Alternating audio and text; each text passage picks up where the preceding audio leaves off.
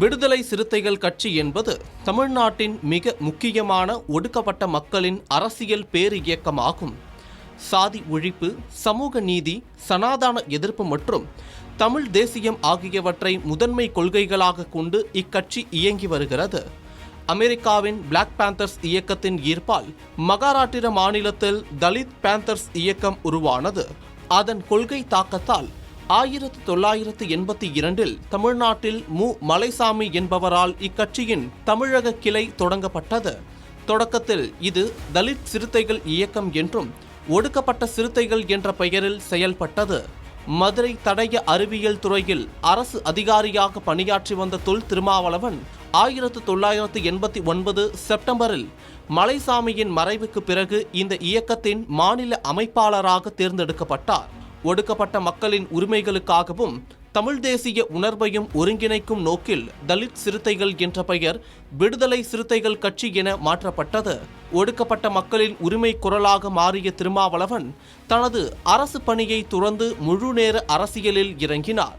அதிகாரம் நோக்கி அடியெடுத்து வைப்போம் என்ற முழக்கத்துடன் கட்சி அடுத்த கட்டத்திற்கு நகர்ந்தது.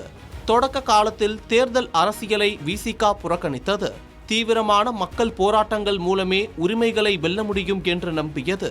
1999 ஆண்டு விடுதலை சிறுத்தைகள் கட்சி முதன்முறையாக நாடாளுமன்ற தேர்தலில் தமிழ் மாநில காங்கிரஸ் கட்சியுடன் கூட்டணி அமைத்து போட்டியிட்டது. சிதம்பரம் தொகுதியில் போட்டியிட்ட திருமாவளவன் 2 லட்சத்திற்கும் அதிகமான வாக்குகளை பெற்று 2ஆம் இடம் பிடித்தார். 2001 ஆண்டு தமிழ்நாடு சட்டசபை தேர்தலில் திமுக கூட்டணியில் இணைந்து போட்டியிட்டு முதல் முறையாக விசிக சட்டமன்றத்திற்குள் நுழைந்தது.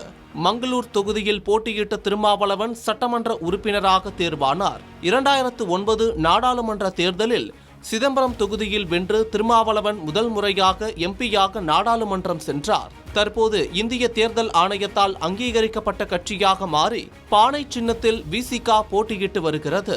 தற்போது தமிழ்நாடு அரசியலில் தவிர்க்க முடியாத முக்கிய சக்தியாக விசிக உருவெடுத்துள்ளது. 2026 தமிழ்நாடு சட்டமன்ற தேர்தலில் கூட்டணி அரசியலில் முக்கிய பங்காற்றி ஆட்சி அதிகாரத்திலும் தனது பங்களிப்பை உறுதி செய்துள்ளது. அது மட்டும் இல்லாமல் 30க்கும் மேற்பட்ட ஆண்டுகால அரசியல் வரலாற்றில் முதன்முறையாக விசிக முதலமைச்சர் விஜய் தலைமையிலான அமைச்சரவையில் இடம்பெற்றுள்ளது. தாவேக அழைப்பின் பேரில் அமைச்சரவையில் பங்கேற்க விசிக தலைவர் திருமாவளவன் ஒப்புதல் அளித்தார். இதையடுத்து சட்டமன்ற தேர்தலில் திண்டிவனம் தொகுதியில் போட்டியிட்டு வெற்றி பெற்ற வன்னியரசுவுக்கு தாவேக அமைச்சரவையில் சமூக நீதித்துறை ஒதுக்கப்பட்டுள்ளது.